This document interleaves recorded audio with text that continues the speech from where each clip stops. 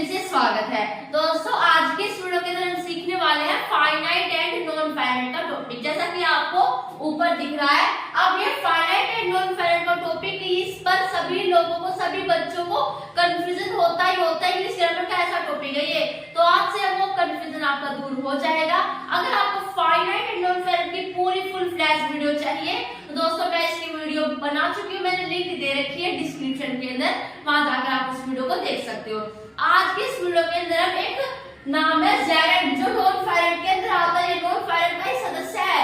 ये पहले है क्या है, उसका मतलब समझ लेते हैं। दोस्तों फाइनाइट एंड नॉन फाइनाइट कई वीडियोस के अंदर फाइनाइट एंड नॉन फाइनाइट बोलते हैं इसे, कई वीडियोस के अंदर इसे नॉन फाइनाइट बोलते हैं। दोस्तों कुछ भी बोलो, चाहे इसके सिर पकड़ो चाहे इसका पैर पकड़ो, रहेगा ये नॉन फाइनाइट ही, ठीक है। जैसे चाहे कुछ भी बोलो, फाइनाइट एंड नॉन फाइनाइट बोलो या फिर नॉन फाइनाइट बोलो, हमारा क्या है, हमें इसका मतलब समझना है। देखो फाइनाइट वर्ब्स, इसके पीछे वर्ब लगता है। वर्ब को हम कई तरीके से क्लासिफाई करते हैं। एक बार अपने वर्ब को बांटा हेल्पिंग वर्ब और मेन वर्ब में, फिर से बांटा ट्रांजिटिव और इंट्रांजिटिव में, फिर से बांटा, और जब हमने किस में बांटा, finite and non finite verb में। ये वर्ब की तरह होती है पर काम इनका और कुछ होता है। जो इनकी शक्ल है, जो इनकी शक्ल है, सूरत जो इनके से हमारी सूरत होती है, इनकी शक्ल है, वो वर्ब की तरह सेम फोटोकॉपी वर्ब है, पर काम ये वर्ब की अलग, वर्ब से बिल्कुल अलग करती है। वो कैसे? फाइनाइट वर्ब्स वे वर्ब होती है, चाहे ये बदलती है, ठीक है। ये वाली बदलेगी, वो वाली नहीं बदलेगी, नॉन फाइनाइट, ठीक है। फाइनाइट वर्ब वे वर्ब्स होती है जो नंबर, पर्सन और टेंस के अकॉर्डिंग क्या हो जाती है, बदल जाती है। कैसे? देखो, और सारी वर्ब्स हमारी फाइनाइट वर्ब होती है। वो कैसे होती है अभी हम समझेंगे। देखो मैंने कहा आई गो, आई क्या था, हमारा पर्सन है, तो आई के सामने, आई के साथ हमने वर्ब की फर्स्ट फॉर्म यानी कि बेस फॉर्म गो को लगाया। बट आई की जगह ही आते ही गो को अपना रूप बदलना पड़ा, गो को गोस होना पड़ा, तो ही आते ही गोस हो गया। आई है तो गो रहा, ही हो गया, ही आ गया तो गोस हो गया।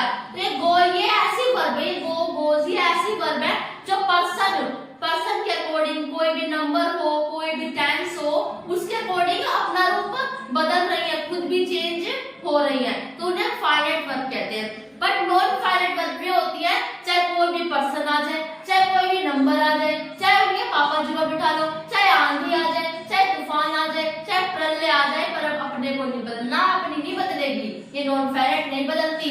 आई आ गए, मैंने कहा देखो आई वांट टू प्ले, अब यहाँ पर आई के साथ हमने प्ले यूज किया, वांट को मत देखो, ठीक है। मैं प्ले की बात करी तो टू प्ले एक साथ आएगा, कि नॉन फाइनाइट में टू है ना, तो टू प्ले में एक साथ लेके, यही तो हमारा नॉन फाइनाइट है। टू प्ले एक साथ हमारा नॉन फाइनाइट है। तो आई वांट टू प्ले में टू प्ले हमारा दोस्तों क्या है, वो हमारा नॉन फाइनाइट है, ठीक है।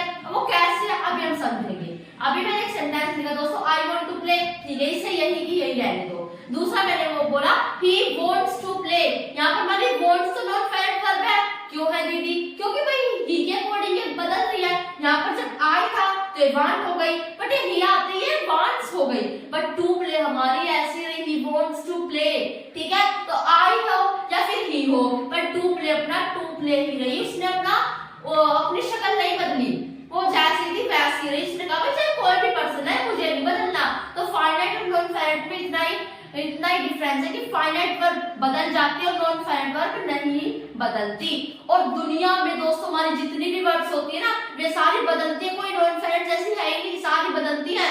तो ऑल वर्ब्स हमारी क्या हुई, फाइनाइट वर्ब्स होती हैं। All verbs are finite verb, सारी वर्ब हमारी फाइनाइट वर्ब होती है। क्यों? क्योंकि नंबर के अनुसार, पर्सन के अनुसार, टेंस के अनुसार अपने आप को चेंज करती रहती है। मैं नहीं हूं, ठीक है, ठीक है। फिर सभी वर्ब्स हमारी क्या हुई, फाइनाइट वर्ब हुई। कितना समझ में आया?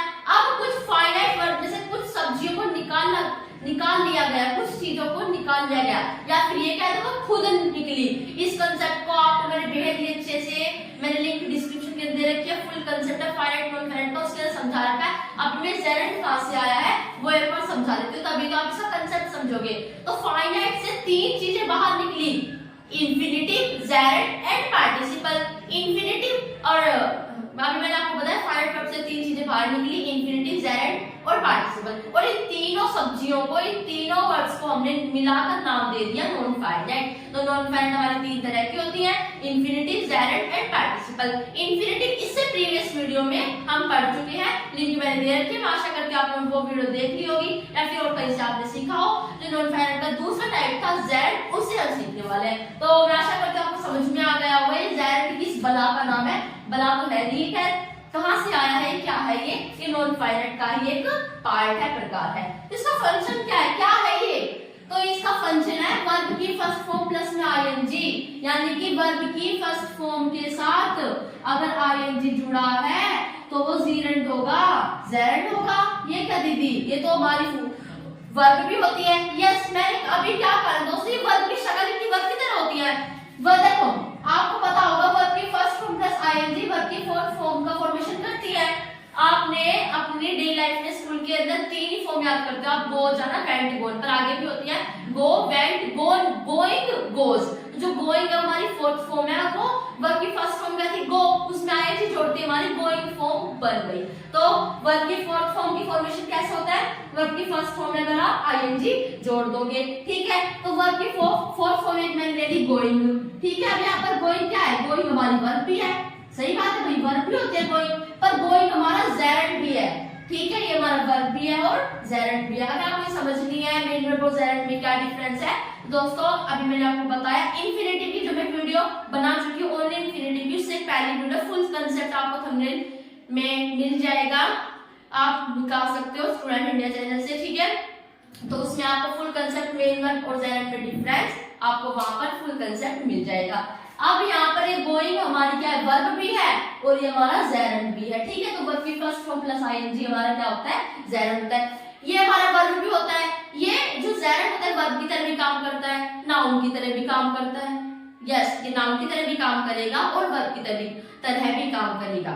ओके, अब जेरेंट क्या क्या बन सकता है कि सेंटेंस के अंदर, जेरेंट की सेंटेंस के अंदर दोस्तों सब्जेक्ट बन सकता है। मैं यहाँ पर आपसे ये नहीं कह रही कि अगर सब्जेक्ट की बात है, किसी ब्लैंक में पूछा गया और सब्जेक्ट की बात आ रही है तो आपको जेरेंट ही बनना है, कोई सब्जेक्ट का प्लेस है नहीं। सब्जेक्ट के स्थान पर हम जेरेंट का भी यूज कर लेते हैं और इंफिनिटिव का भी कर लेते हैं, ठीक है। तो इसमें जेरेंट का भी यूज कर सकते हैं और इंफिनिटिव का भी यूज कर सकते हैं, बट जेरेंट की केस में सब्जेक्ट के स्थान पर जेरेंट का यूज कर सकते हैं। फॉर एग्जांपल मैंने कहा smoking is bad for health, हमारे शरीर के लिए धूम्रपान अच्छी बात नहीं है, बुरी चीज है। यहाँ पर स्मोकिंग एक सब्जेक्ट के रूप में यूज हुआ है, ठीक है। हालांकि वो सब्जेक्ट की वो डेफिनेशन होता है ना, कार्य को करने वाला सब्जेक्ट होता है, जरूरी नहीं है ज्यादातर हमने सेंटेंस देखे जिसके अंदर कार्य को करने वाला सब्जेक्ट होता है, बट यहाँ पर कार्य थोड़ी ना कर रहा है, ठीक है। अब देखो ऑब्जेक्ट की तरह भी जेरेंट काम करता है, बट मैं ये नहीं कह रही दोस्तों हर ऑब्जेक्ट के स्थान पर जेरेंट ही आएगा, ठीक है। नॉन फाइनाइट हमारे तीन तरह के होते हैं, इंफिनिटिव, जेरेंट एंड पार्टिसिपल। खतरनाक टॉपिक है, बच्चों को लगता है, हालांकि है इसका नाम ही इतना बेकार है, नॉन फाइनाइट। नॉन यानी कि नॉन, फाइनाइट यानी कि निश्चित, निश्चित नहीं है, निश्चित तरीके से समझ में नहीं आएगा क्यों इसका ये बना रहे हो दोस्तों, मैं नहीं बनाया वैसे तो, बट इतना खतरनाक टॉपिक ये नहीं है। एग्जाम के अंदर पूछा जाता है, एग्जाम के अंदर जब नॉन फाइनाइट के कंसेप्ट से कुछ भी पूछा जाएगा तो ओनली जेरेंट और इंफिनिटिव पूछा जाता है, पार्टिसिपल का नॉन फाइनाइट से कोई लेना देना नहीं। पार्टिसिपल हम पढ़ते हैं, एग्जाम में पार्टिसिपल नहीं पूछा जाता कि इसमें पार्टिसिपल भी फिल करो, ये नहीं पूछा जाता, ओनली जेरेंट और इंफिनिटिव पूछे जाते हैं। दोस्तों अगर आपको नॉन फाइनाइट अच्छे तरीके से सीखने हैं ना दोस्तों, तो आपको पहले दिन रूल्स पढ़ने पड़ेंगे, ध्यान से समझना। नॉन फाइनाइट पर सभी बच्चों को बहुत कंफ्यूजन होता है, मैं आपको एक सजेशन दे रही हूँ, पहले तो आप यहाँ से भी समझ रहे हो यूट्यूब से, वो भी आपकी अच्छी बात है, और गाइड्स के अंदर भी होता है दोस्तों, वहां से भी एक बार आप जो रूल है वो समझ लो। जैसे कि एक बिजी शब्द है, BUSY बिजी, यहाँ पर अभी लिख भी रखा है बिजी एंड वर्ड, ठीक है। तो यहाँ पर क्या है, कोई भी एग्जाम में आ गया, एग्जाम में सेंटेंस आ गया और कहा भाई बिजी शब्द आ गया, तो उसके बाद तो जेरेंट ही भरेंगे ना, ये रूल है कि बिजी आ गया तो जेरेंट ही भरना है, ठीक है। अगर टू प्लस में एडजेक्टिव आ गया, टू यानी कि TOO, ना कि ठू नहीं है, ये TOO, दिस इज नॉट थू, ये ठू नहीं है, थू होता है THO, ठीक है। ये टू थोड़ा सा खींच के लेता है टू, ठीक है। तो टू प्लस में एडजेक्टिव आ जाए तो हमारा उसके बाद इंफिनिटिव ही आएगा, अगर एडजेक्टिव प्लस में इनफ आ जाए तो इंफिनिटिव ही आएगा, अगर बिजी आ जाए वर्थ, दिस नॉट वर्थ नहीं है, वर्थ। थोड़ी आप अगर गूगल पर प्रोनाउंसिएशन चेक करोगे ना तब पता क्या आएगी, वर्थ, और मैं कुछ अंग्रेजों की तरह बोलना नहीं चाहती, वो ज्यादा बोलते हैं। देखो हम अपनी सिंपल लैंग्वेज में कंट्री बोलते हैं ना, देश की इंग्लिश होती है, और हम क्या कहते हैं बिकॉज। पर जो ज्यादा इंग्लिश बोलता रहता है, इंग्लिश फेंकता रहता है अपने मुंह से, हम अपने मुंह से हिंदी फेंकते हैं। हिंदी हम अपने मुंह से क्यों फेंकते हैं, इंग्लिश क्यों नहीं फेंकते? क्योंकि भाई हमारे आसपास के माहौल में हिंदी बोली जाती है, हिंदी के शब्द हमारे दिमाग में है, ऐसे मुंह से निकलते हैं, ऐसे वही अंग्रेजों के इंग्लिश के शब्द निकलते हैं। तो पता है बिकॉज नहीं बोलते हो, बिकॉज कंट्री ऐसे बोलते हैं वो। ठीक है, हम इंग्लिश सीखेंगे, पर आपकी मर्जी भाई, आप उनकी तरह बोलो या फिर बिकॉज कंट्री ऐसे बोलो। ठीक है, दोनों सही है, दोनों गलत, कोई भी गलत नहीं है। ठीक है, तो यहाँ पर ऑब्जेक्ट की तरह भी हम इसका यूज कर लेते हैं। मैं क्या बता रही थी, मैं एग्जाम के बारे में आपको बता रही थी। देखो दोस्तों, में रूल्स पढ़ो, रूल्स पढ़ने जरूरी है। अब हमेशा थोड़ी ना तुम कई बार रहोगे सेंटेंस से अच्छा लग रहा है, बीजी के बाद आपने टू इंफिनिटिव लगा दिया तो तब तो गलत हो जाएगा, बिल्कुल गलत हो जाएगा, पिटोगे, मार खाओगे। इसलिए रूल्स भी पढ़ो, हर जगह की प्रैक्टिस सॉल्व करो। मैंने भी ऐसे सीखा था अपनी दीपक की गाइड में, सभी रूल्स, एक भी रूल नहीं छोड़ा, सभी पढ़े, फिर सारी प्रैक्टिस सॉल्व करी। फिर मैंने और भी गाइड्स देखी, जो मेरे पास जितने भी गाइड्स थी एमबीडी की, दीपक की, उनकी सॉल्व करी, गैस पेपर में सॉल्व करा, और जब भी बस एक दो गलतियां थी, वैसे वे सारे सॉल्व हो गए थे। तो इसी ऐसे ही आपको नॉन फाइनाइट टॉपिक आएगा, बिना प्रैक्टिस करे आएगा नहीं। इसके लिए प्रैक्टिस बहुत ज्यादा जरूरी है। अगर आपने जितने भी सेंटेंस है ना अपने आपके पास, जितने भी नॉन फाइनाइट सेंटेंस है वो सॉल्व कर लोगे ना, तो मान लो आपने नॉन फाइनाइट के अगले वाले पूछेगा ना, वे भी आपने पढ़ ही लिए हैं। ठीक है, तो अपने जेरेंट बनाते हैं, थोड़े से भी देख लेते हैं। प्रेपोजिशनल ऑब्जेक्ट के रूप में भी हम किसका यूज करते हैं, जेरेंट का यूज करते हैं। एक बार इसे समझ लेते हैं। ऑब्जेक्ट के रूप में आई अवॉइड स्मोकिंग, मैं धूम्रपान से परहेज करती हूँ, बचती हूँ। ठीक है, फिर बचता हूँ, तो स्मोकिंग ऑब्जेक्ट के रूप में भी यूज हो रहा है। तो जेरेंट का यूज हम सब्जेक्ट की तरह भी कर लेते हैं, ऑब्जेक्ट की तरह भी कर लेते हैं। और एक बात, बड़ी मेन बात है, प्रेपोजिशन के बाद हमेशा जेरेंट ही आएगा।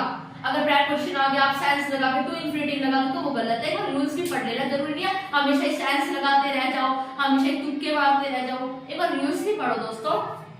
ठीक है, प्रेपोजिशन के ऑब्जेक्ट, प्रेपोजिशनल ऑब्जेक्ट ये क्या होता है? देखो प्रेपोजिशन आपने देखी होगी, on, it, at, above, below, ये सारी हमारी प्रेपोजिशन होती है।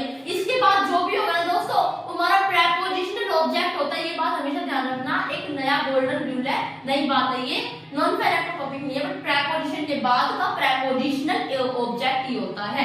जैसे कि यहाँ पर ऑन है, तो ऑन के बाद का जो ये है, ये प्रेपोजिशनल ऑब्जेक्ट है। और जो भी किसी ने भी एग्जाम में ऐसा सेंटेंस दे दिया और विन वर्ब भरनी दे दी, तो आप ऑन के बाद प्रेपोजिशन है, प्रेपोजिशन के बाद हमेशा जेरेंट ही आएगा, तो आप विनिंग भरोगे।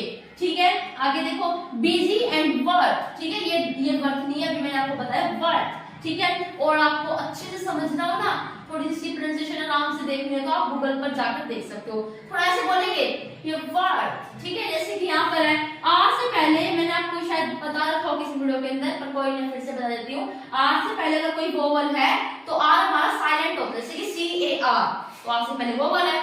मैं क्या कह रही हूँ, हम तो हमेशा कार बोलते हैं, कार ही बोलो। अगर 99% लोग इसे कार बोलते हैं तो ये गलत नहीं है। बट अगर बात आती है इंग्लिश ग्रामर की, तो according to English grammar this is a car, ये हमारा क्या होगा, का होगा, ये हमारा कार नहीं होगा। ठीक है, ऐसी वर्ब होती है VERB, आर से पहले तो वो बोला है, तो वर्ब नहीं, ज्यादा मत खिंचा करो, वर्ब। ठीक है, थोड़ा सा आर को थोड़ा सा बोला करो, वो भी थोड़ा सा मन के अंदर। ऐसे आर से पहले ओ है, वो बोला है वर्थ। ठीक है, ना कि वर्थ। ठीक है, आई एम बिजी पैकिंग में बिजी हूँ, या फिर this book is worth reading, यह है बुक पढ़ने के लायक नहीं है। वर्थ का मतलब होता है, वर्थ का मतलब होता है लायक, और बिजी का मतलब व्यस्त होना, तो यह बुक पढ़ने के लायक नहीं है।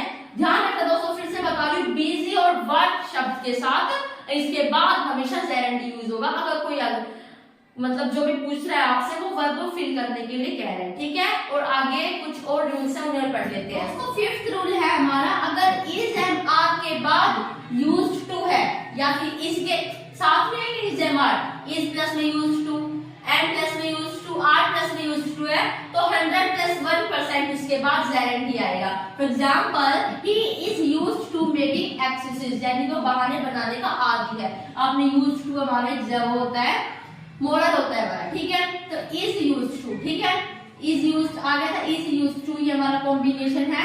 तो उसके बाद जो भी वर्ब होगी हमारी, वो जेरेंट फॉर्म में होगी, यानी कि वर्ब की first form plus ING form में होगी।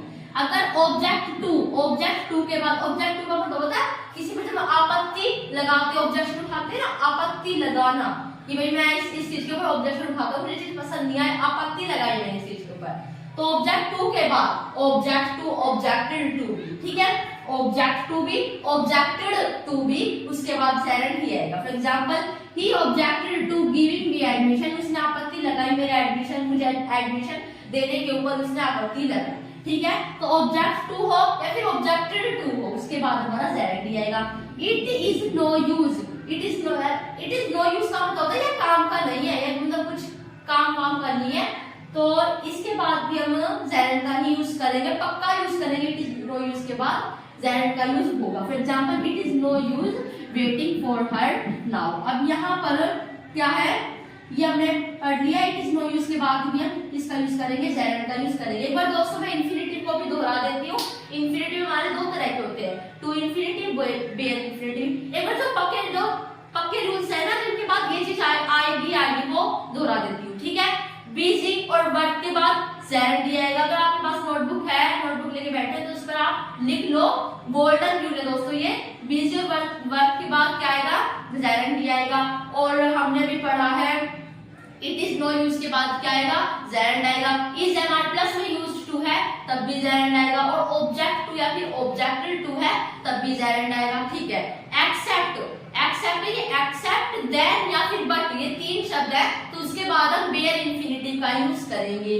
फिर सुनो, had rather, had better, would rather, had sooner, would sooner, इनके बाद भी हम बेयर इंफिनिटिव का यूज करेंगे। हैड रेदर हो, हैड बेटर हो, हैड सूनर, वुड सूनर, ये शब्द है, तो हम उसके बाद बेयर इंफिनिटी यानी कि जो टू के बिना हो, ठीक है। इंफिनिटी हमारे दो तरह के होते हैं, टू इंफिनिटी यानी कि टू के साथ, टू प्लस वर्ब की फर्स्ट फॉर्म के साथ, बेयर इंफिनिटी यानी कि बिना टू के साथ, ओनली वर्ब की फर्स्ट फॉर्म है। तो except, than, but, would have, would rather, had better, had rather, had sooner, would sooner, इन 7-8 शब्दों के साथ हम बेयर इंफिनिटी का यूज ही करेंगे, ठीक है। फिर टू इंफिनिटी पर आओ। अगर टू प्लस में एडजेक्टिव है, टू यानी कि टी डबल ओ वाला, ना कि टी ओ, ठीक है। टू प्लस में एडजेक्टिव है तब उसके बाद हम टू इंफिनिटिव का यूज करेंगे, यानी कि जो भी वर्ब भरनी होगी उसके आगे हम टू लगाएंगे। अगर एडजेक्टिव प्लस में इनफ है तो उसके बाद भी हम क्या लगाएंगे, एडजेक्टिव प्लस में इनफ है हम टू इंफिनिटिव लगाएंगे। किसी भी मॉडल के बाद बेयर इंफिनिटिव का यूज होता है, कोई भी मॉडल हो उसके बाद जो भी वर्ब भरनी होगी ओनली वर्ब की फर्स्ट फॉर्म का यूज करेंगे, उसके साथ टू नहीं लगाएंगे। बट हमारे दो मॉडल होते हैं दोस्तों, ओट और यूज्ड, उसके बाद हम टू का यूज करेंगे, ओट और यूज्ड, ठीक है। कई जगह इस मॉडल को नाम ही ऐसे बोलते हैं, पुकारे से ऐसे लाता है, ओट और यूज्ड, और कई जगह ओट टू, यूज्ड टू, तो वो आपकी मर्जी, आप कैसे पुकारो। अगर आप ओट और यूज्ड बोल रहे हो इसे तो उसके बाद टू जरूर आएगा, ठीक है, मॉडल होते हुए भी। दो मॉडल हमारे होते हैं, बेयर और डेयर और नीड, ठीक है। अगर डेयर और नीड का यूज मेन वर्ब की फॉर्म में हो रहा है तब उसके बाद हम टू का यूज करेंगे, बेयर इंफिनिटिव का यूज नहीं करेंगे। अब जेरेंट पे आओ, प्रीपोजिशन के बाद जेरेंट का यूज होगा, ये आप जानते, मैंने अभी आपको बताया। तो कुछ रूल्स है जिनकी बात ये चीजें यूज होंगी, वो तो बहुत कम चांसेस होता है आपके तुक्के मारने के। भाई ये रूल जब आपने कुछ पढ़ाई ना, ये रूल बैठ ही ना रहा हो, तब आपको तुक्के मारने पड़ते हैं, ठीक है। और कुछ वो तुक्के मारने पता है कब पढ़ते हैं, जब आप उन वर्ब्स को याद नहीं करते। आपने गाइड्स के अंदर देखा होगा ये वर्ब, भाई इतनी सारी वर्ब के साथ ये रूल फॉलो होगा, बेशक याद मत करो, पहली बात याद होंगी नहीं, और दूसरी बात क्यों कर रहे हो याद, आप रूल ही पढ़ लो, याद करने का फायदा भी कुछ नहीं है, ठीक है। जब भी याद तो होंगे ही नहीं, किसी के साथ कुछ, किसी के साथ कुछ, सब कुछ बिल्कुल घुल मिल जाएगा, ठीक है। तो भाई मैंने ना ही याद किया और मैं भी आपको कह रहा हूँ बेशक उन्हें याद मत करना, वही सही रहेगा। और अपना सेंस देख लेना नॉन पेरेंट जब आप फील करो, ठीक है। ये हमने जेरेंट सीख लिए हैं, इनके रूल्स, इनकी फॉर्मेशन हमने पढ़ ली है। अब प्रैक्टिस की ओर चलते हैं, बढ़ते हैं अपनी प्रैक्टिस की तरफ। हमारा फर्स्ट एग्जांपल है, I am really looking forward to dash my new friends. वैसे अगर रूल के अकॉर्डिंग कहूं दोस्तों तो लुकिंग फॉरवर्ड अगर ये आ जाए ना कहीं भी तो उसके बाद हमेशा हम किसका यूज करते हैं, जेरेंट का यूज करते हैं। लुकिंग हमारी ऐसी फॉर्म है जिसके बाद हम जेरेंट का यूज करेंगे। बट मान लो अभी बात नहीं बताती हो कि भाई हमने तो वर्ड्स याद की नहीं, अगर किसी ने याद की हो भाई अपनी गाइड्स के अंदर तो वो तो समझ सकता है, बट भाई हमने तो याद की नहीं और ना ही करनी, हम शायद समझ लेंगे पर वर्ब याद करके क्यों कंफ्यूजन में।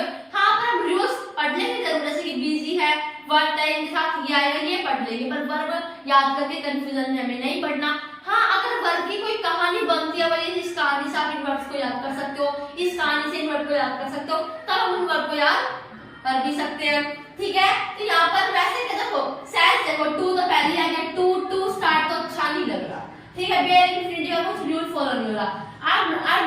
आई am really looking forward to starting अच्छा लग रहा है। और आप दूसरा रूल देखो कि लुकिंग है तो हम जेड का यूज करेंगे, तो यहाँ पर हमारा स्टार्टिंग आ जाएगा। ठीक है, अगर आपको वर्ड याद मत करो बट आप प्रैक्टिस सॉल्व करोगे ना, तो प्रैक्टिस के अंदर आपको कुछ वर्ड याद हो जाएंगे। जैसे कि यहाँ पर हमें समझ में आ गया, याद नहीं था पर समझ में आ गया भाई लुकिंग फॉरवर्ड के साथ हम जेड का यूज करते हैं, इंफिनिटी का यूज नहीं करते। ठीक है, तो हमें याद हो गया ना प्रैक्टिस से। तो प्रैक्टिस के अंदर जो आपके वाक्य आते हैं, जो वर्ब आती है उन्हें आप समझ लो। ठीक है, they can't help us dash the house, यहाँ पर कैन आ गया। अब कैन है तो भाई मॉडल है, मॉडल के बाद बेयर इंफिनिटी का यूज होगा, बेयर इंफिनिटी में हमारा मूव, तो हम यहाँ पर भर देंगे मूव। ओके, आगे देखो this book is what, reading ये आएगा व्हाट है, तो हम क्या भरेंगे इसके अंदर, रीडिंग करेंगे। हमने 3 सेंटेंस और कर लिए दोस्तों। वैसे तो कम थी प्रैक्टिस, बट मैं आपको दे देती हूँ प्रैक्टिस 3 सेंटेंसेस और आपको दिख रहे होंगे, उन्हें आपको मुझे कमेंट सेक्शन पर किसी भी एक या फिर 2 का आंसर आपको देना है। अच्छा होगा आप 2 का दो, या फिर बहुत अच्छा होगा जब आप 3 का दो, तो आप पर डिपेंड करता है आप कितने का आंसर दोगे। ठीक है दोस्तों, अगर वीडियो पसंद आए तो वीडियो को लाइक करना। हर जगह जिसको भी जेड पर कंफ्यूजन था, फाइनाइट और इनफाइनाइट का टॉपिक बड़ा खतरनाक लगता है, हर जगह इस वीडियो को शेयर करना और वीडियो को लाइक करना, हर जगह वीडियो को शेयर करना, और आगे की जो भी मैं वीडियो बनाऊंगी उसकी नोटिफिकेशन आपके पास पहुंच जाए, इसके लिए चैनल को सब्सक्राइब भी कर देना। Thanks for watching my video. तब तक के लिए जय हिंद, जय भारत, और आप भी अपने घर पर खुश रहो, स्वस्थ रहो।